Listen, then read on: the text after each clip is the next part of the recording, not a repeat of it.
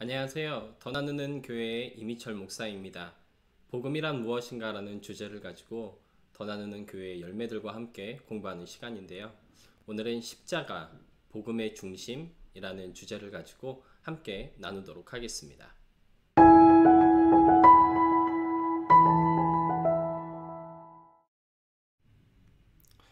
여러분은 십자가가 무엇이라고 생각하시나요? 믿음 없는 분들에게 십자가는 유명한 액세서리의 모양일 수 있고요. 고대 로마의 처벌법에 익숙한 분들에게는 죄인들의 형틀로 보일 수 있는 것이 바로 십자가입니다. 그렇지만 믿는 우리에게는 하나님 은혜의 상징인 것이 바로 예수님의 십자가이죠. 그런데 사실 이 십자가는 하나님의 두 가지 속성인 공의와 사랑이 동시에 보여지는 그러한 상징이고 그리고 사건이었습니다.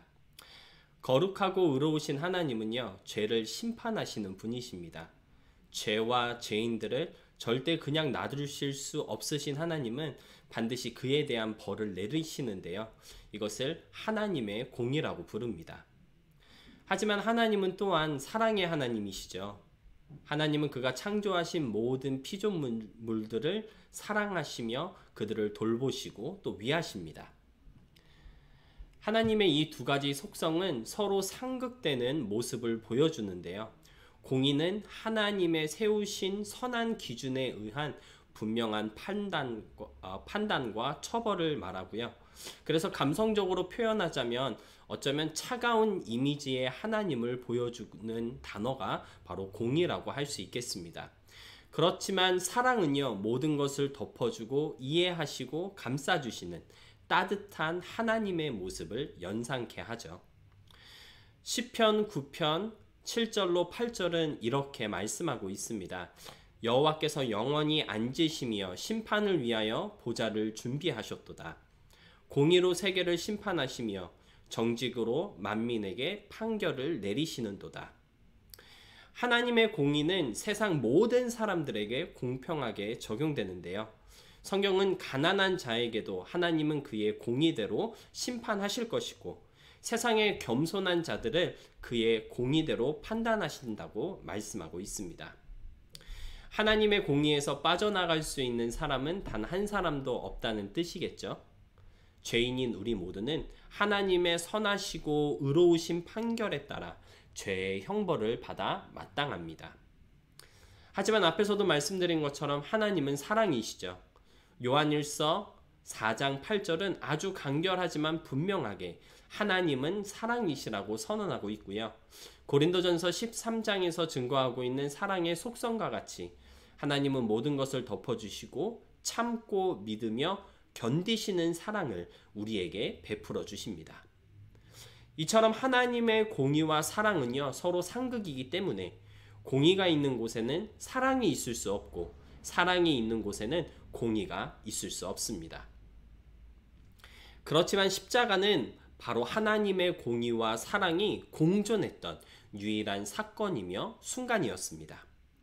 죄인인 우리를 너무나 사랑하셨던 하나님은요, 우리의 죄에 대한 공의로운 심판을 우리 각자가 아니라 그의 유일한 아들이신 예수님께 대신 집행하시고 그의 사랑하심으로 우리를 구원해 주셨습니다. 요한일서 4장 9절로 8절은 이렇게 말씀합니다. 하나님의 사랑이 우리에게 이렇게 나타난 바 되었으니 하나님이 자기의 독생자를 세상에 보내심은 그로 말미암아 우리를 살리려 하심이라. 사랑은 여기 있으니 우리가 하나님을 사랑한 것이 아니요 하나님이 우리를 사랑하사 우리 죄를 속하기 위하여 화목제물로 그 아들을 보내셨습니다. 더하여 로마서 5장 8절은요, 우리가 아직 죄인일 때 그리스도께서 우리를 죽으심으로 우리를 향한 하나님의 사랑을 확실하게 증거하셨다고 말씀하고 있는데요. 이처럼 십자가는 죄에 대해서는 여전히 공평하고 의로운 판결을 내리시며 동시에 그 죄인인 우리를 사랑하시는 하나님의 사랑이 동시에 나타났던 역사상 단 한 번뿐이었던 사건이며 순간이었고 그 십자가의 사건이 있었기 때문에 죄인이었던 우리가 구원을 받고 사랑의 은혜를 누릴 수 있는 것입니다. 그래서 십자가는 굿뉴스입니다.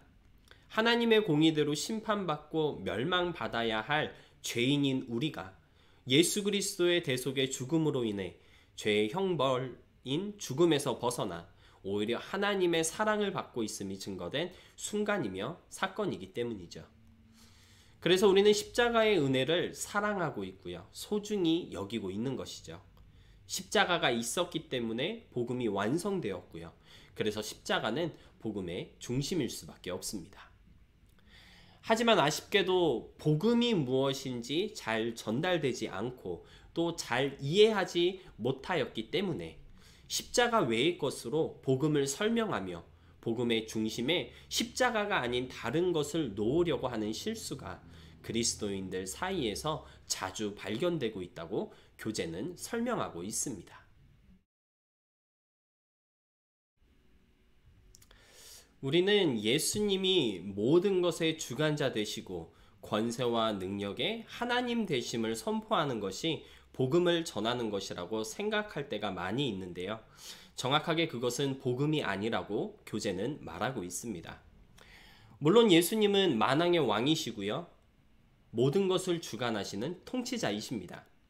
이사야 9장 7절의 증거처럼 그의 어깨에는 모든 권세가 있어서 정의와 공의로 온 세상을 다스리시죠. 예수 그리스도의 주되심을 선포하는 것은요, 복음적인 메시지로서 필수적입니다.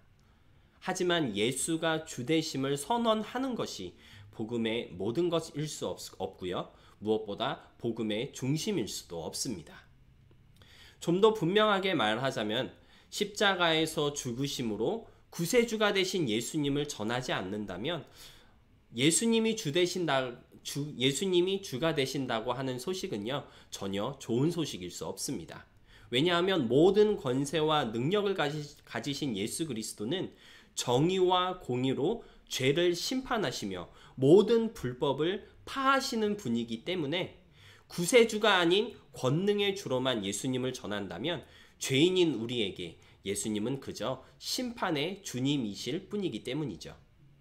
복음이 복음될 수 있는 것은요, 그 심판의 주님께서 우리를 심판하기보다 오히려 우리를 위해 대신 죽으시고 부활하심으로써 우리의 구세주가 되었기 때문에 복음인 것입니다. 십자가의 죽음과 부활이 없이 만왕의 왕 되시고 온 세상의 주 되신 예수님만을 전한다면 죄인인 우리에게 그것은 복음이기보다는 오히려 사형 선고와 다를 바 없는 것입니다. 또한 많은 분들이 성경의 전체적인 내용을 들려주는 것을 복음이라고 생각하기도 합니다. 창조와 타락, 구원과 하나님의 약속의 성취라는 이 네 가지 주제로 우리는 성경을 자주 전체적으로 설명하곤 하는데요.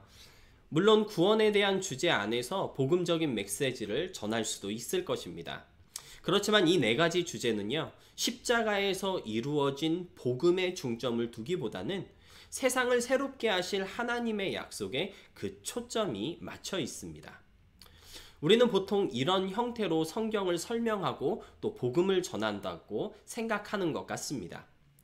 세상을 창조하신 하나님께서는 모든 것을 선하고 아름답게 만드셨습니다. 그런데 사람은 그 하나님께 불순종하였고 그분을 거역하였습니다. 그로 인해 타락하게 된 인간은 죄를 짓게 되었고 죄의 영향력 아래 일평생 살게 되었죠. 이런 우리를 구원하시고자 하나님께서는 독생자 예수 그리스도를 보내주셨고 그를 믿는 모든 자들은 구원을 받게 되었습니다. 예수님을 나의 구주로 믿고 고백하는 사람들은 누구나 하나님과 화목할 수 있게 되었습니다. 그들은 예수님의 다시 오심으로 이루어질 새 하늘과 새 땅에서 영원토록 하나님과 함께할 것입니다. 우리는 이와 비슷한 내용으로 성경을 설명하고 또 복음을 전한다고 생각합니다. 이것은요, 성경 전체의 내용을 아주 간략하고 또 효과적으로 전하는 것이 맞기는 하지만 엄밀히 따지자면 복음을 전하는 것은 아닙니다. 죄인을 위해 독생자를 보내신 하나님과 그를 믿는 자들에게 구원을 주시는 약속은 언급하고 있지만 예수님께서 어떻게 죄인들을 구원하시고 죄인들이 어떻게 그 구원의 약속을 받을 수 있는지 복음의 내용이 빠져 있기 때문입니다.